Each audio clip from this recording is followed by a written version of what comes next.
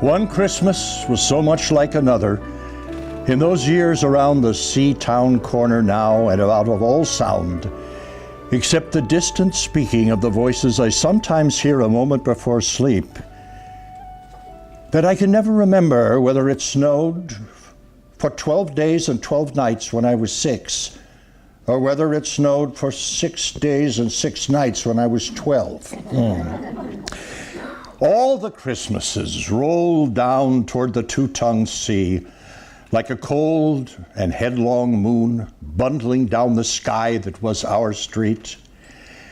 And they stop at the rim of the ice-edged, fish-freezing waves, and I plunge my hands in and bring out whatever I can find. In goes my hand into that wool, white, bell-tongued ball of holidays, resting at the rim of the carol-singing sea. And out come Mrs. Prothero and the firemen. It was the afternoon of the day of Christmas Eve, and I was in Mrs. Prothero's garden waiting for cats with her son Jim. It was snowing. It was always snowing at Christmas. December, in my memory, is as white as Lapland, though there were no reindeers. But there were cats. Patient, cold, and callous, our hands wrapped in socks, we waited to snowball the cats. Sleek and long as jaguars and horrible whiskers spitting and snarling, they would slink and sidle over the white back garden walls, and the lynx-eyed hunters, Jim and I, fur-capped and moccasined trappers from Hudson Bay off Mumbles Road, would hurl our deadly snowballs at the green of their eyes. The wise cats never appeared. We were so still, Eskimo-footed Arctic marksmen, at the rim of the muffling silence of the eternal snows, eternal since Wednesday, that we never heard Mrs. Prothero's first cry from her igloo at the bottom of the garden, or if we heard it at all, it was to us like the far-off challenge of our enemy and prey, the neighbor's polar cat. But soon the voice grew louder. "Fire!" cried Mrs. Prothero, and she beat the dinner gong, and we ran down the garden with the snowballs in our arms toward the house, and smoke indeed was pouring out of the dining room, and the gong was bombulating, and Mrs. Prothero was announcing ruin like the town crier in Pompeii. This was better than all the cats in Wales standing on the wall in a row. We bounded into the house laden with snowballs and stopped at the open door of the smoke-filled room. Something was burning, all right. Perhaps it was Mr. Prothero, who always slept there after midday dinner with a newspaper over his face.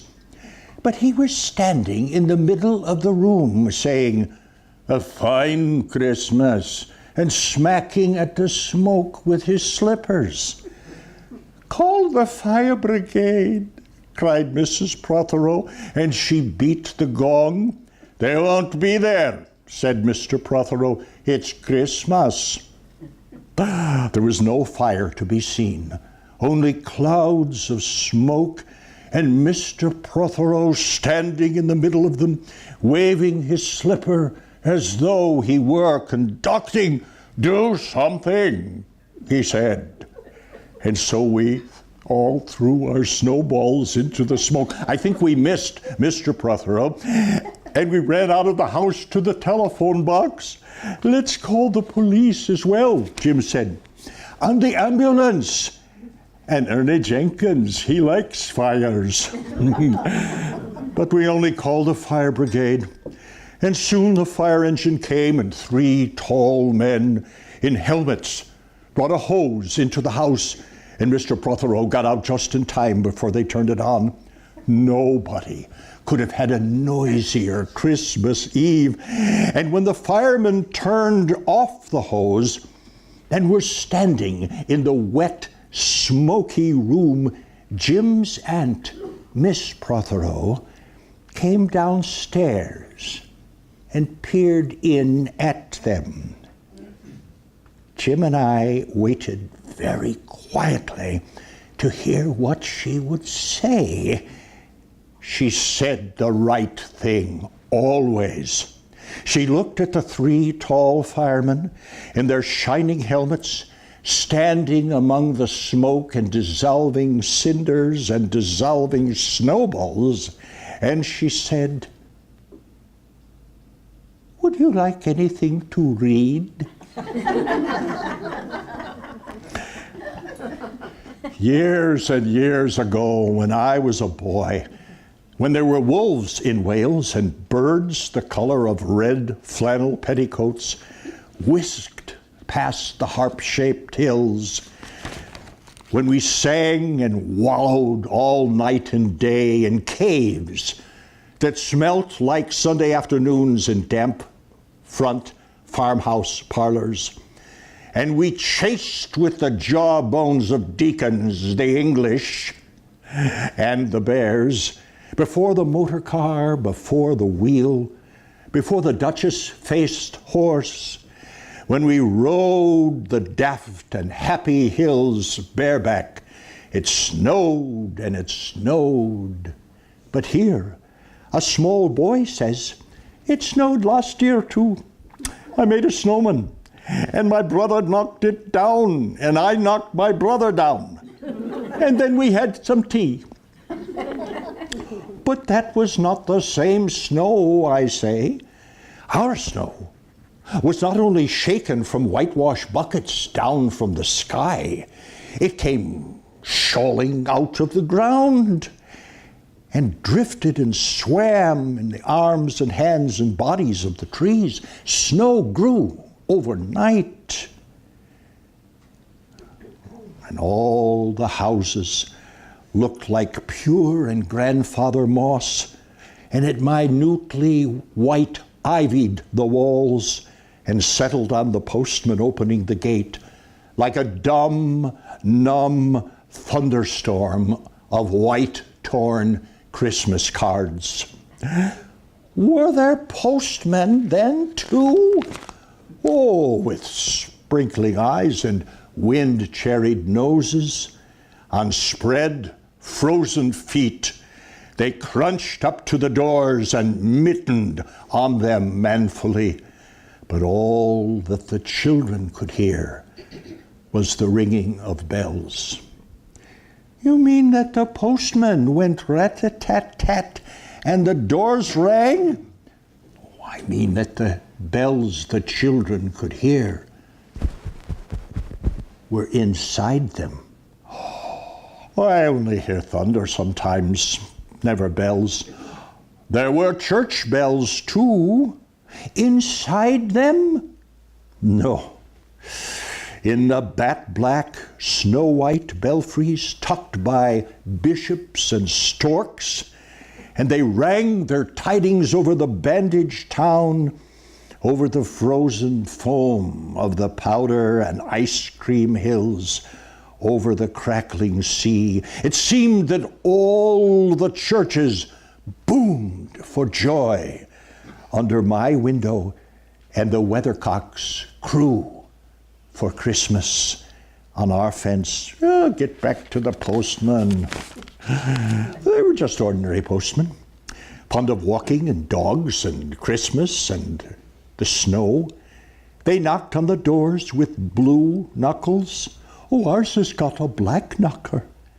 And then they stood on the white welcome mats in the little drifted porches and huffed and puffed, making ghosts with their breath, and jogged from foot to foot like small boys wanting to go out. And then the presents. And then the presents after the Christmas box. And the cold postman, with a rose on his high button nose, tingled down the tea tray slithered run of the chilly glinting hill. He went in his icebound boots like a man on fishmonger's slabs. He wagged his bag like a frozen camel's hump, dizzily turned the corner on one foot, and by God, he was gone. Get back to the presents. Well, there were useful presents. Engulfing mufflers of the old coach days, and mittens made for giant sloths, and scarves like silky gum that could be tug-of-war down to the galoshes, blinding tam-o'-shanters like patchwork tea cozies and bunny-suited busbies and balaclavas for victims of head-shrinking tribes.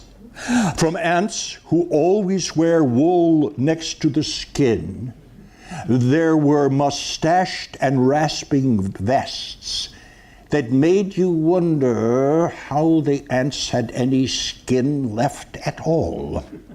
And once I had a little crocheted nose bag from an ant now, alas, no longer whinnying with us.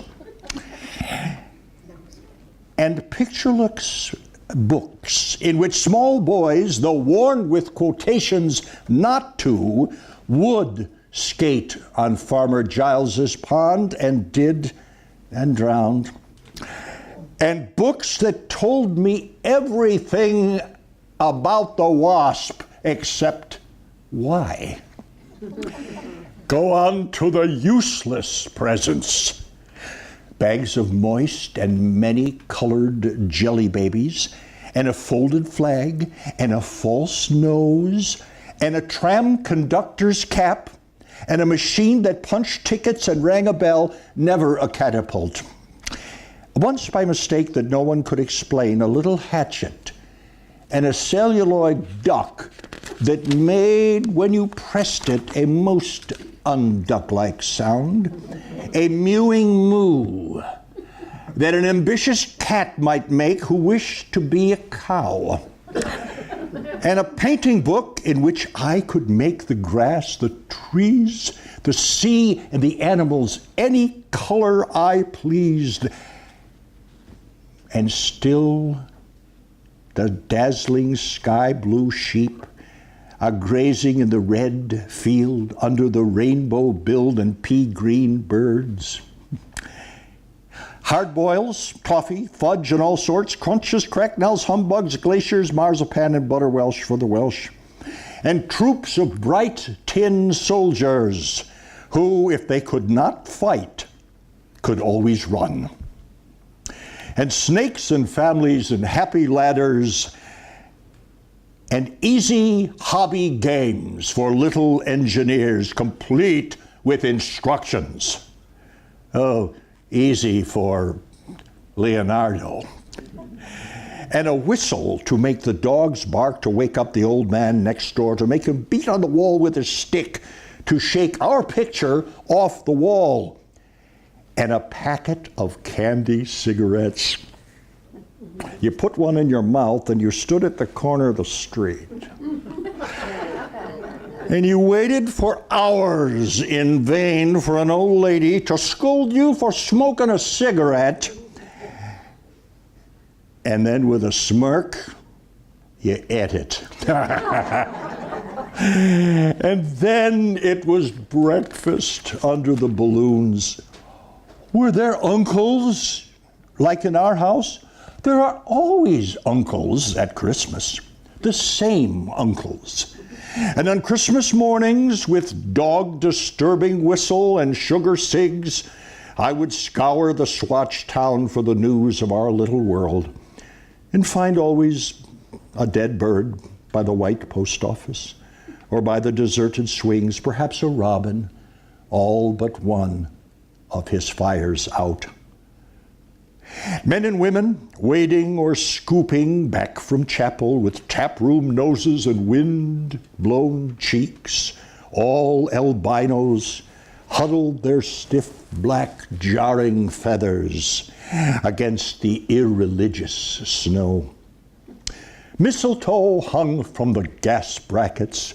In all the front parlors there was sherry and walnuts and bottled beer, and noisemakers by the dessert spoons, and cats in their furabouts watched the fires, and the high-heaped fires spat, all ready for the chestnuts and the mulling pokers. Some few large men sat in the front parlors without their collars. Uncles, almost certainly, trying their new cigars, holding them out at arm's length, returning them to their mouths, coughing again, then holding them out as though waiting for the explosion. And some few aunts, not wanted in the kitchen or anywhere else for that matter, sat on the very edge of their chairs, poised and brittle, afraid to break, like faded cups and saucers. Not many these mornings trod the piling streets, an old man always fawn-bowlered and yellow-gloved, and at this time of year with spats of snow, would take his constitutional to the white bowling green and back, as he would take it, wet or fine, on Christmas Day or Doomsday. Sometimes two hale young men, with big pipes blazing, no overcoats and wind-blown scarfs, would trudge unspeaking down to the forlorn sea to work up an appetite, to blow away the fumes, who knows, to walk into the waves, until nothing of them was left but the two curling smoke clouds of their inextinguishable briars.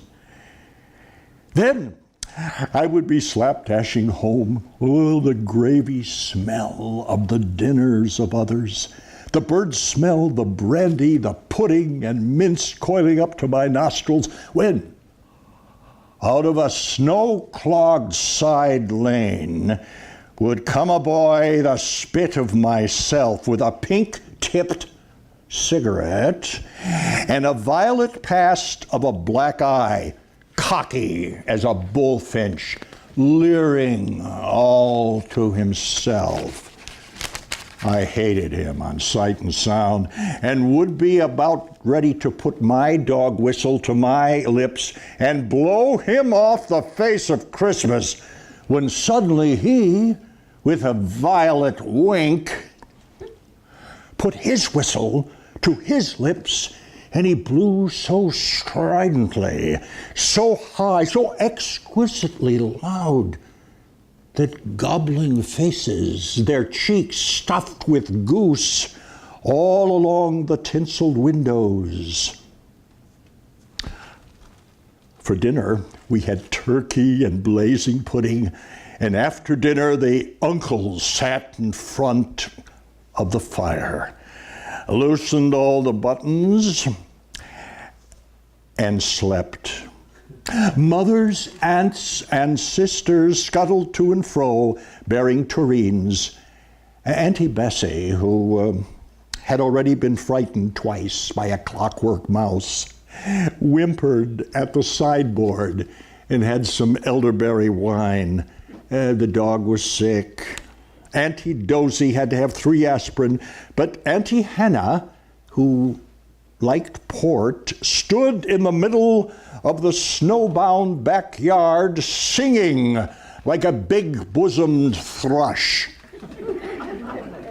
I would blow up balloons to see how big they would blow up too. And when they burst, which they all did, the uncles jumped and rumbled.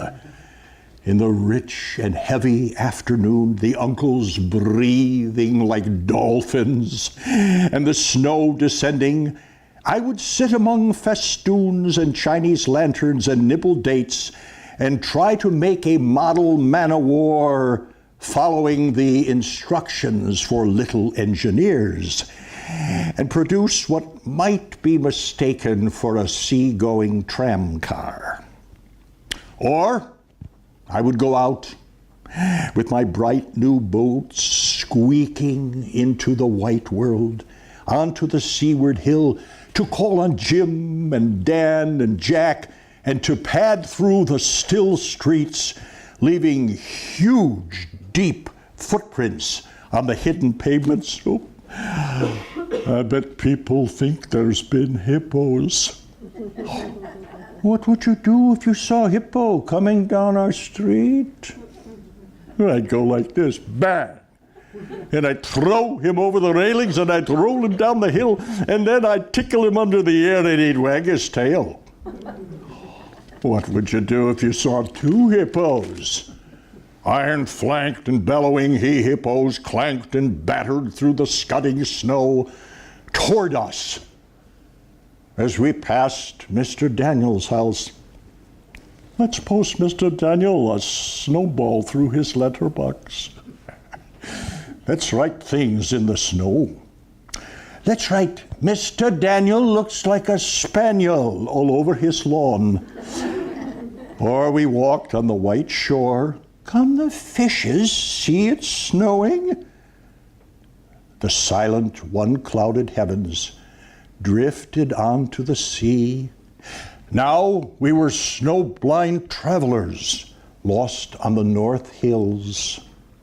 And vast dewlap dogs with casks round their necks ambled and shambled up to us, baying, Excelsior. We returned home through the poor streets where only a few children fumbled with bare, red fingers in the wheel-rutted snow, and catcalled after us, their voices fading away into the cries of the dock birds and the hooting of ships out in the whirling bay. And then at tea, the recovered uncles would be jolly, and the ice cake loomed in the center of the table like a marble grave. Auntie Hannah laced her tea with rum because it was only once a year. Bring out the tall tales now that we told by the fire as the gaslight bubbled like a diver. Ghosts wooed like owls in the long nights when I dared not look over my shoulder. Animals lurked in the cubbyhole where the gas meter ticked. And I remember that we went singing carols once when there wasn't the shaving of a moon to light the flying streets. At the end of a long road was a drive that led to a large house And we stumbled up the darkness of the drive that night, each one of us afraid. Each one of us held a stone in one hand, too brave to say a word. The wind through the trees made noises as of old and unpleasant and maybe web-footed men wheezing in caves. We reached the black bulk of the house. What shall we give him? Hark the herald? No, Jack said. Good King Wenceslas, I'll count 3. 1, 2, 3.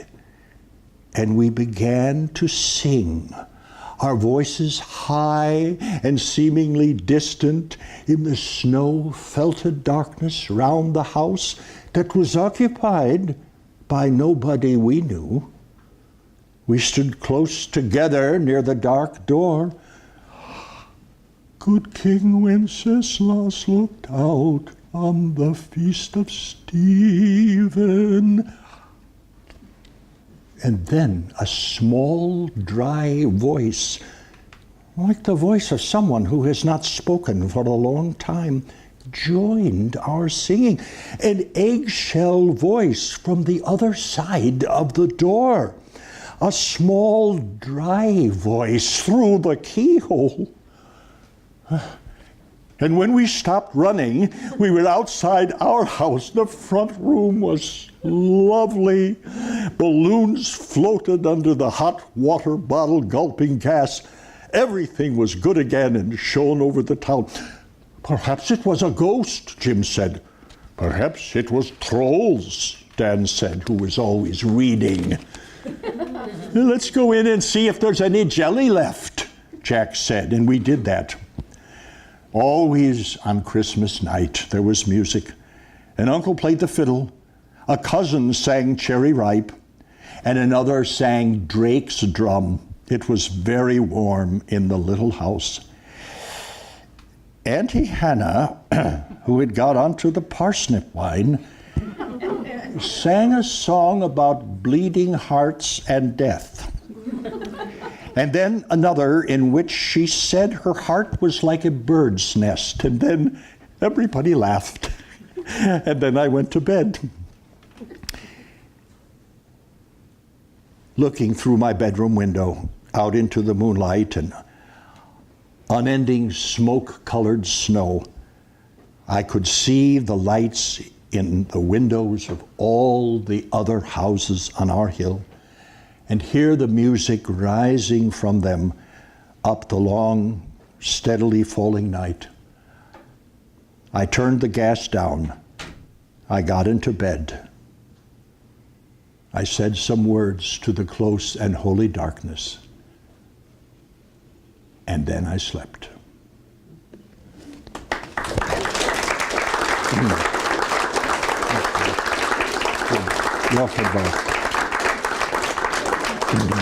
Nadolik Klaweniki.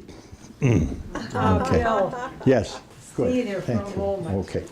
We have a little gift for you. Oh, a little gift. Very little, but I can listen to this every year of my life. And to all of you, thank you. And to the wonderful staff for the food and the inn, we thank you. Thank you. Thank you. Thank you very much. Oh my gosh. I am Scarlett Oh. Stone, Oh, hi, and Scarlett. this is Thank my you. husband, William Stone. We're the Hi. winter managers. Hi, And nice to together meet we have you. a screen printing business Okay, called the wonderful. Rollin' Stones. Oh, And so I know you're not originally from the Iron Range, but you certainly can be an honorary ranger. oh, I'll wear it proudly. And it Believe me. says somewhere north of Cotton and south of Canada. That's great. Thank you very much. Thank you very much. On behalf of the Well, Canada Center thank you very and much. the Vermilion Park Inn. Thank you so much. Thank you very much. Appreciate it. Okay. Thanks a lot. Isn't that nice? Yeah. Isn't that great? North of Cotton and south of Canada. Boy, that is great to see that. Isn't it?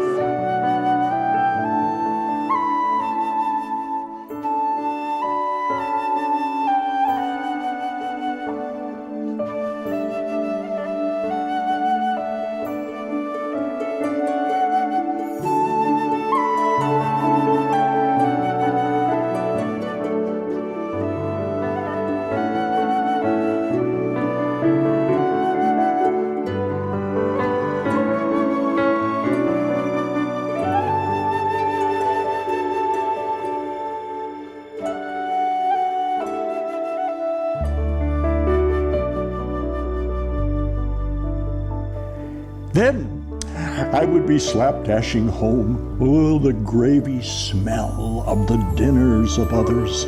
The bird smell, the brandy, the pudding, and mince coiling up to my nostrils, when out of a snow-clogged side lane would come a boy, the spit of myself, with a pink-tipped cigarette and a violet past of a black eye, cocky as a bullfinch, leering all to himself.